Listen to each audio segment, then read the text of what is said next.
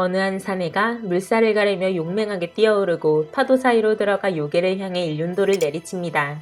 포효하는 요괴를 뒤로하고 머리칼을 흩날리네요. 핏대가 설 정도로 꼭 쥔 주먹은 승리를 예감하는 듯합니다. 사내는 여인을 꼭 끌어안은 채 거친 물살을 딛고 누군가를 향해 소리를 질러요. 요괴일까요? 아니면 적군일까요? 이 속에선 황량한 대지를 거닐고 있네요. 저 멀리 깃발이 나부끼는 걸 보니 숨어 지내는 신세인 것 같습니다. 여러분, 어느 만화 하나가 생각나지 않으신가요? 한국을 비롯해 세계적으로 인기 있는 귀멸의 칼날이 바로 떠오릅니다. 주인공 탄지로가 동생 네즈코를 업고 다니며 도깨비인 오니를 물리쳐 나가는 모습과 정말 흡사하죠. 만화에서는 탄지로가 물의 호흡을 사용하자 주변의 온 파도들이 가파르게 튀어오르기 시작합니다. 날카로운 소용돌이 물살 사이로 한 무사가 튀어나옵니다. 색채와 붓터치, 구도까지 탄지로와 비슷하게 묘사되어 있어요. 귀멸의 칼날 작가 고토우게 코요하루는 일본 전통화인 우키요의 화가 스키오카 요시토시의 작품을 연구하여 만화를 그렸다고 설명합니다. 스키오카는 무사들의 속도감 넘치는 움직임과 드라마틱한 구도가 뛰어나기로 유명합니다. 그는 1839년 현재의 도쿄 에도에서 태어나 11살 어린 나이에 그림에 입문했어요. 당시 인기가 하늘을 찌르던 우키요의 화가 우타가와 쿠니요시의 제자로 들어가게 되었죠. 쿠니요시 또한 무사를 표현하는 묘사력이 굉장히 뛰어난 화가인데요. 스승의 영향을 받아 그의 초기작들을 살펴보면 그림을 뚫고 나올 법한 움직임들이 마치 액션 영화를 보는 듯합니다. 그림을 배운 지 10년 뒤 점점 자신만의 독창적인 스타일이 피어나기 시작합니다. 바로 피투성이가 된 사람들, 오니와 맞서 싸우는 전투 장면이 그것입니다. 일본에선 아주 오래전부터 설화와 그림을 통해 오니를 자주 마주할 수 있습니다. 눈이 여러 개인가 하면 동물처럼 뿔이 달렸고 날카로운 손톱에 새몽둥이를 들고 다니기도 해요. 짐승의 모습으로 둔갑하기도 하죠. 무사들은 혼자서 오니를 상대하기도 하지만 대개는 동료들과 협력하여 바람과 달, 안개를 배경삼아 전심으로 물리칩니다. 탄지로가 기살대와 함께 요괴와 맞서 싸우는 장면과도 너무나도 흡사한걸요. 오니 앞에선 절대로 자비를 베풀 수 없습니다. 살아남느냐 죽느냐 두 가지 선택뿐이니까요. 무사는 피 튀기는 싸움을 통해 무조건 살아남아야만 합니다. 자신 또한 피투성이가 되거나 상처를 입는 것도 감안해야 하죠. 사방으로 피가 뿌려진 배경은 무사가 살아남았다는 안도감을 던져주면서도 여전히 오싹하고 잔인한 느낌을 들게 합니다. 사륙 현장 속 나뒹구는 시체들, 끔찍하고 무시무시해요. 오니는 태양이 없는 밤이나 동굴에서만 활동할 수 있는데요.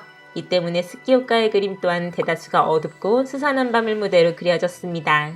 이 섬뜩하고 기괴한 그림들은 사실 급변하는 시대를 온몸으로 받아들인 스키오카의 개인적인 경험에서 기인합니다. 에도 막부 말기에는 암살과 방화, 전쟁이 빈번하게 발생하였어요. 도쿠가와 이에야스의 승리로 들어선 에도 막부는 말기에 접어들며 서서히 쇠퇴하기 시작합니다. 1868년엔 일왕을 중심으로 개혁파들이 메이지 유신을 일으켰고 결국 막부의 시대가 사라지게 되었죠. 일부 막부의 잔존 세력들이 보신전쟁을 일으켜 권력을 되찾고자 하였지만 전혀 소용이 없었습니다. 막부의 부사들은 개화파와 외국인을 물리치기 위해 집들을 불태웠고 암살을 시도하였어요. 매일같이 일어나는 흔한 일이었습니다. 스키오카는 이런 일본의 정황을 한순간도 놓칠 수 없었습니다. 제자를 데리고 직접 전투 현장을 취재하고 화폭으로 옮겨내었죠. 누군가 암살당했다는 소식이 들려오면 가장 먼저 달려가기도 했어요. 불타오르는 건물과 매캐한 연기까지 스키오카는 어느 것 하나 놓치지 않고 모조리 그려냈습니다. 귀멸의 칼날 속 불의 호흡을 떠올리게 하는 장면이에요. 근대 일본의 리얼리즘 그 자체였습니다. 어수선한 시대상과 서구화는 그에게 대작을 남기게 하였지만 한편으로는 엄청난 스트레스 또한 안겨주었습니다.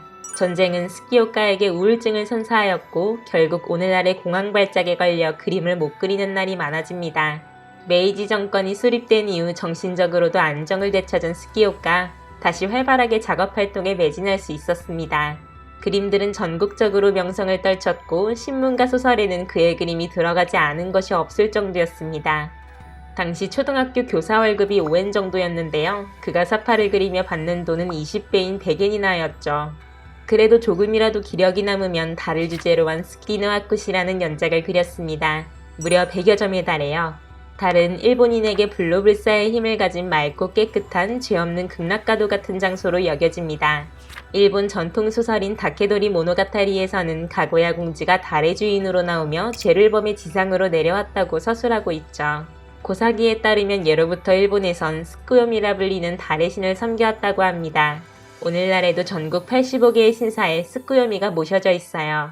작가는 힘든 마음을 달의 신에게 빌고 또 빌며 그림으로 그리고 스스로 정신을 치유하는 작업을 했었던 걸지도 모르겠습니다. 세상은 왜 이리 무심할까요? 일본을 대표하던 천재화가 스기오카를 절대로 가만 놔두지 않았습니다.